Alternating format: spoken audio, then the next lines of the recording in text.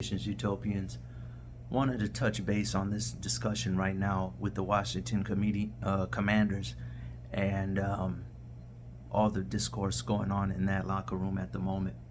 A couple of days ago, it was revealed, courtesy of the head coach Ron Rivera, that some of the players have taken exception to the way Eric Bieniemy communicates.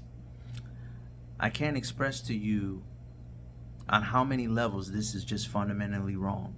First and foremost, Ron Rivera, let's reflect on his tenure. He's been to the Super Bowl once as a head coach, and in doing so, let me remind you, he had one of the greatest linebackers in Luke Kuechly on defense, a cornerback in Josh Norman, who was having an out-of-body experience for a certain amount of stretch, and then Cam Newton, who is all-time legendary great and will go down in history as one of the true, real pioneers that walked in the dual threat quarterback and cemented the ideology that you have to have a dual threat running quarterback. Knowing how fast and stifling today's modern defenses are with these prospects who are behemoth size and running at lightning speed. You literally got army tanks moving with Ferrari engines. Okay? First and foremost, there's a certain code. And I don't know what's going on this offseason, but the NFL head coaches, only two, but it's really turning into like WWE-like format in terms of the hype machine. And I understand all press is good press in sports and entertainment. But first Sean Payton and now Ron Rivera, who made this mistake last year, if you may have forgotten, with Carson Wentz. And let me explain something. I understand no matter how true it is about Carson Wentz, and he's got a stigma on him now from Philly to where he is today. You know, he's known to be a little bit, thorny, so to speak. But there's a certain code, and when you're a leader, things are said to you in the confine, like how a priest deals with his churchgoers. And by no means, therapist and client, lawyer and client, attorney privilege, some bonds are not to ever be slipped up or forgotten. This notion of, I don't understand. Let me explain something to you. Ron Rivera is being paid $8.5 million per season. I think he's in the final year of a 5-year deal. You're a former player.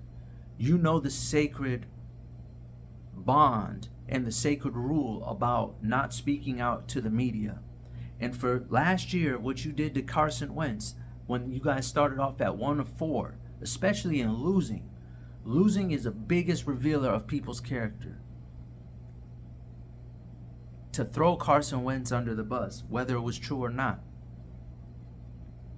And the press that called them out on it, well, there's quarterbacks with lesser resumes and possibly lesser talent right now, i.e. Dallas, and what's going on with Cooper Rush, who's now the standard for backup quarterbacks. Are you sure it's just Carson Wentz? And you fast forward the narrative and you do it again, and I had another slip up. Well, guess what? There's new ownership, and they have a real idea about turning the culture around. And it's beyond just money, because the previous ownership definitely did not lack in that department. People say whatever they want to say about Dan Snyder, but the penny never was, no expense went unspent. Okay?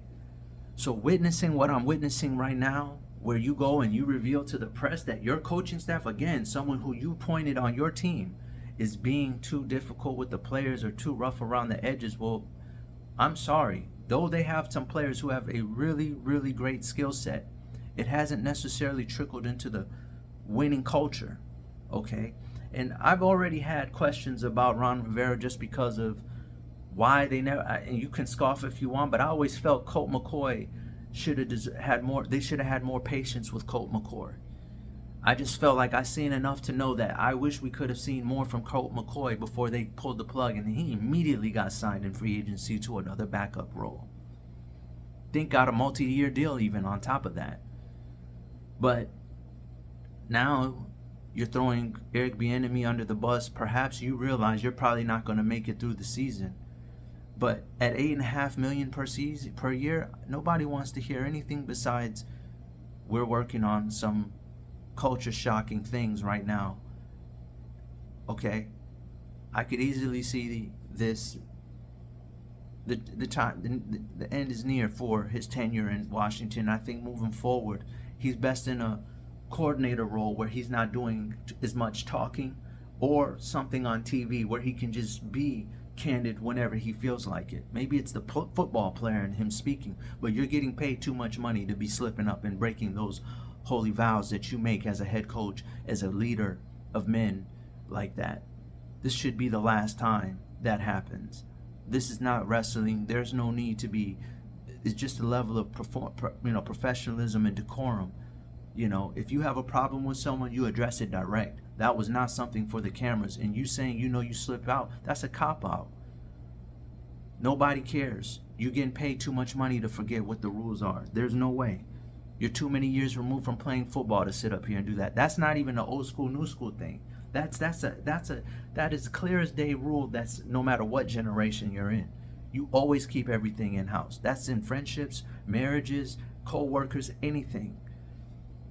So to me personally, I can see he won't even make it through the season. I wouldn't be surprised if Bieniemy ends up being the coach. And if certain guys, they have a saying, those who mind don't matter. If it bothers you so much, maybe you're the problem, because it's time to change the culture. It's been too many campaigns of mediocrity. Not even that.